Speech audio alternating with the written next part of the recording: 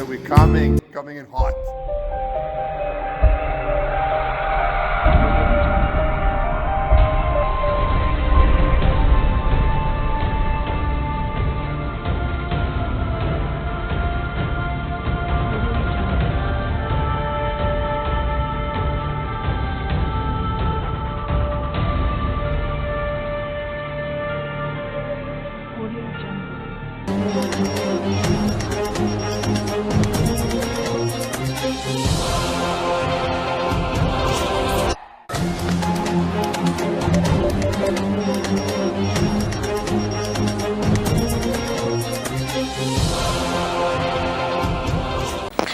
Voilà, très chers internautes, bonjour, bonsoir, ça dépend de l'heure à laquelle vous allez suivre cette émission. Donc voilà, l'émission Global Sport, Global Sport qui est présentée par votre simple, humble serviteur Trésor Kachine. Donc nous émettons à Moscou, la capitale de la Russie. Donc voilà, merci beaucoup pour être un peu bref.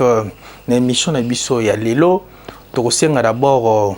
Merci avant tout banda batunyo surtout oyo basutenaka chaîne Nabino, chaîne Nabiso, chaîne Nayo, Global Télévision Moscou et puis émission Global Sport. Donc na Global Sport tolobelaka mingi ba sportif bato masano.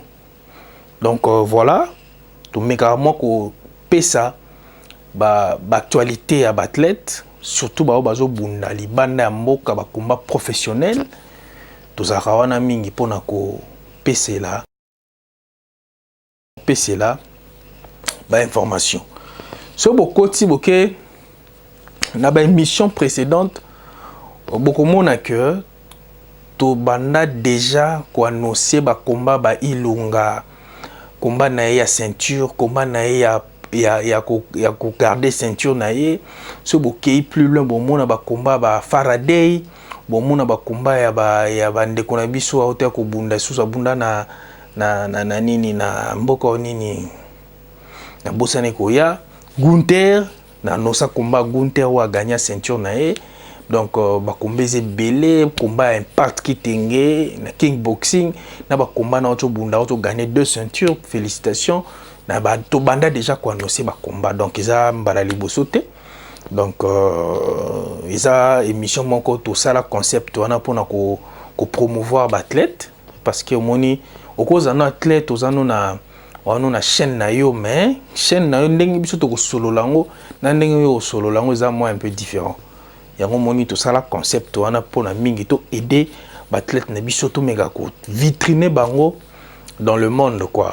Donc voilà le mingi vraiment au biso to salaka awa mais pona siko ko annoncer bino combat oyo ko bunda meza combat ya cage UFC donc ndeko na biso na combo ya champion d'Acha donc d'Acha akobunda le samedi le 9 novembre donc eza combat moko ekozala mama na combat donc c'est pour bolingo bo vérifier combat non ko vérifier combat na Google au Betikaka combat UFC le 9 novembre 2019 Moscou akobima wana au mona ndeko na biso wana donc na habité ceux qui déjà déjà ko balancer déjà ba image na ndenga sima ya rien plan pour baza dana moi idée donc voilà donc pour na okende siko na ko pesa programme na ya combat na ndenga gozala combat go bundama samedi le 9 novembre à 19h, Congolais to respectera R parce que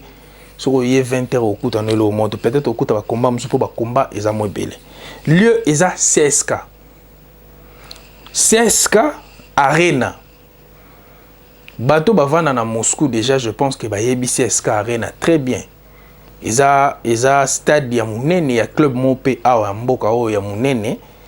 Eza stade na bango kuna boko so bokomi na ko expliquer bien ndenge ni pose la facilité ya kokoma na métro ozo métro Автозаводская na métro Автозаводская so komi na Автозаводская obimi tant obimi na métro Автозаводская okomona mundela facilité na etala ba mupandi okomona ba numéro ya ba bus na ba mur sozo bima déjà libanda métro otali gauche au mona ba numéro wana eza wana na otami kotangi na no ba numéro a bis c'est ça numéro 8 numéro 9 numéro 99 147 186 183 216 291 234 633 670 950 wana bus. So qu'est-ce qu'on a ba trolleybus na trolleybus ko toza na 3 bis au bokozwa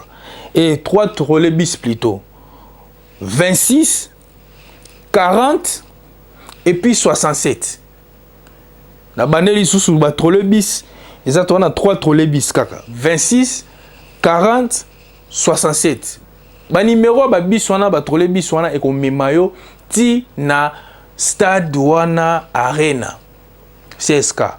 So komi wana so za na billet na yo olakisi okoti otali komba na yo. Il faut ce qu'on peut ko déjà billet na bien avant au garder déjà place. So garder déjà place parce que ba jour wana ba billet za la guichet fermé. So komi jour wana ba ko koti sa te pour guichet za déjà fermé ba depuis ba somba déjà ba billet sous pendant depuis 6 mois déjà muta sa somba déjà place na.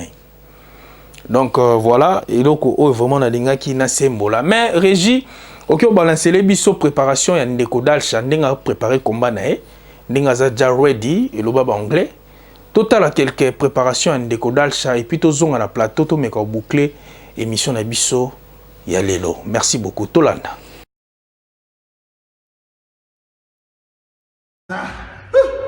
Seven.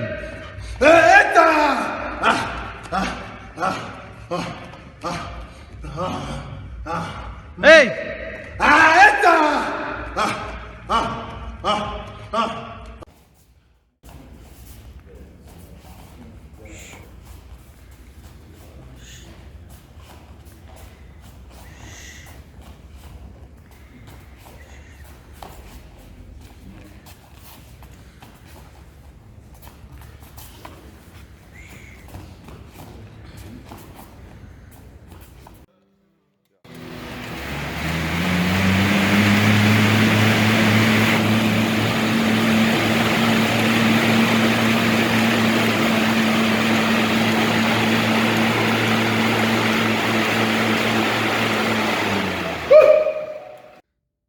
Shield Fitness with Champion Delcha. We are training hard.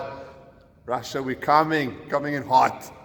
Hey guys, check the space. Russia, we coming. Never give up. Train hard, always believe. Check. Thank you, coach, for all the hard work, coach. Anytime, champion. Coach. Thank you, coach.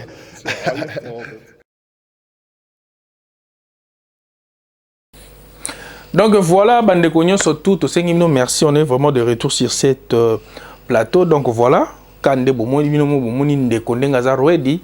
Donc préparation à vendre dans la trône pour un pakas Ndombe. Donc Eza Obeba déjà donc de quoi ça déjà ready. Mais combat na bige Alia Joanna donc Alia Nandenga faux. Kade mo lo balandenga faux, Alia manandenga faux. Donc voilà, donc émission na biso komi na on a suka donc na ebité so eloni na on a lobité mais ba onyo so bazana poser ba précision. Bon mais contacter biso numéro ezana na C donc bo bengi biso to meka moi ko orienter bino qu'est-ce qu'il faut faire pour na ko rejoindre biso na combat wana. Donc voilà na sengi d'abord je pense qu'il y a comme na suka régie donc la régie je peux déjà citer donc voilà na sengi merci beaucoup na bande konyo surtout bazaki wana pour na kolanda vraiment émission oyo na limemia nyo surtout donc pour na kokene na ba dédicace na nga na opesa bongo mbote na bateau vraiment ba soutenaka kande na lobaka Marcel Kachina Joli Musamba Kachina solo donc bino surtout donc Alpha Wakumpala depuis Belgique de Baïcha na basalam ebele donc Patrick Badi Banga les traumatisés donc Impact Kitenge M17 basalam donc bino tout donc vous êtes belé Manika Niki donc Manika Niki depuis Paris donc Arnold de Kalonji depuis Paris basalam ebele donc bino tout donc merci beaucoup donc tout kutana prochainement na édition na biso mususu comme d'habitude donc merci beaucoup on se retrouve prochainement bye.